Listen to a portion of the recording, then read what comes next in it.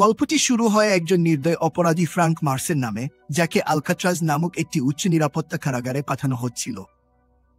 Alcatraz কারাগার সাগরের মাঝখানে একটি দ্বীপে অবস্থিত ছিল এবং এখান থেকে কখনো কোনো বন্দী পালাতে পারেনি।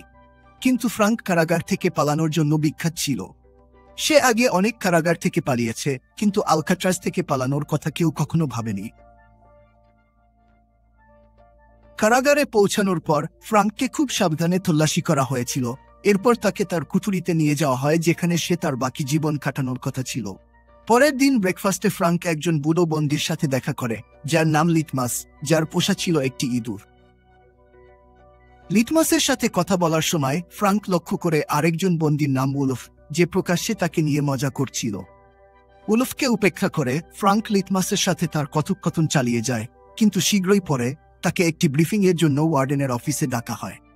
সেখানে ওয়ার্ডেন তাকে পালানোর চেষ্টা না করার সতর্কবার্তা দেন এবং স্মরণ করিয়ে দেন যে অনেকের আগে অনেকে চেষ্টা করেছে এবং ব্যর্থ হয়েছে। এই মিটিং চলাকালীন ফ্রাঙ্ক ওয়ার্ডেনের অফিস থেকে একটি নেইল কাটার নিয়ে নেয়, যা মনে হতে পারে তুচ্ছ একটি জিনিস, কিন্তু সে জানত আলকাট্রাজের মতো একটি জায়গায় ছোট একটি আইটেমও খুবই উপকারী হতে পারে। তাই সেলে ফিরে গিয়েই ফ্রাঙ্ক বাইবেলের ভেতর নেইল কাটারটি লুকিয়ে রাখে। খুব শীঘ্রই গ্রুপ শাওয়ারের সময় উলফ আবার ফ্রাঙ্কের কাছে এগিয়ে এসে তাকে ঠাট্টা শুরু করে। কিন্তু এবার ফ্রাঙ্ক আর উলফকে অবহেলা করতে চাইল না। সে মুখোমুখি দাঁড়াল এবং পাল্টা লড়াই শুরু করল। এই আচরণ কারাগারের ভেতরে মানচিত্র পাল্টে দিল। এরপর কেউ আর অযথা তাকে বিরক্ত করার সাহস পায়নি। ধীরে ধীরে কারাগারের লাইব্রেরিটি ফ্রাঙ্কের দ্বিতীয় বাড়িতে পরিণত হয়, যেখানে সে লাইব্রেরিয়ান নামে ইংলিশের সাথে দেখা করে। ইংলিশ আলকাট্রাজে জীবনদণ্ড ভোগ করছিলেন। বের হওয়ার আশা ছেড়ে দিয়ে এখন তিনি পড়াশোনায় মনোনিবেশ করেছিলেন।